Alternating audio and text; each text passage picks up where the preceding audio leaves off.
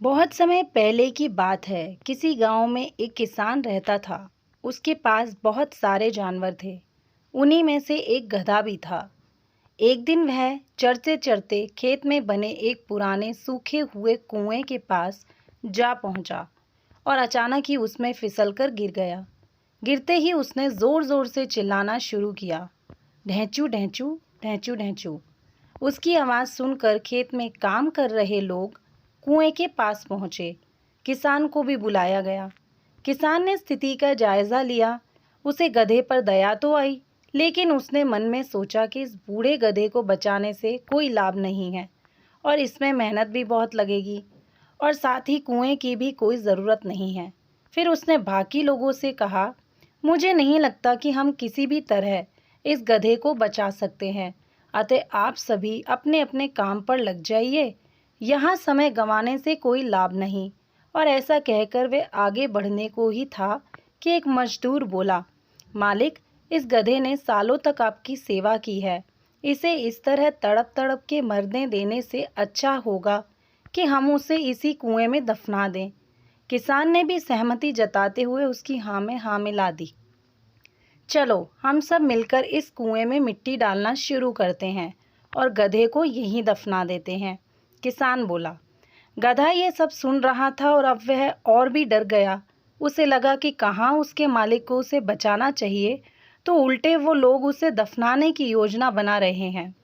यह सब सुनकर वह भयभीत हो गया, पर उसने हिम्मत नहीं हारी और भगवान को याद कर वहाँ से निकलने के बारे में सोचने लगा।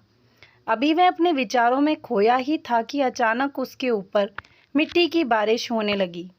गधे ने मन ही मन सोचा कि भले ही कुछ हो जाए, वह अपना प्रयास नहीं छोड़ेगा और आसानी से हार नहीं मानेगा।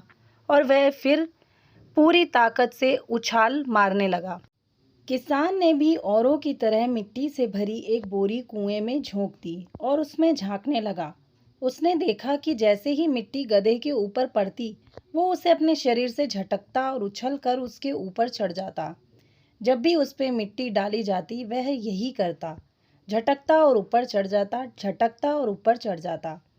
किसान भी समझ चुका था कि अगर वह यूं ही मिट्टी डलवाता रहा तो गधे की जान बच सकती है। फिर क्या था, वह मिट्टी डलवाता गया और देखते देखते गधा कुएं के मुहाने तक पहुंच गया और अंत में कूदकर बाहर आ गया। मित्रों, हमारी जिंदगी भी इसी तरह होती है। हम चाहे जितनी भी सावधानी बरतें, कभी ना कभी मुसीबत रूपी गड्ढे में गिर ही जाते हैं। पर गिरना प्रमुख नहीं है, प्रमुख है संभलना।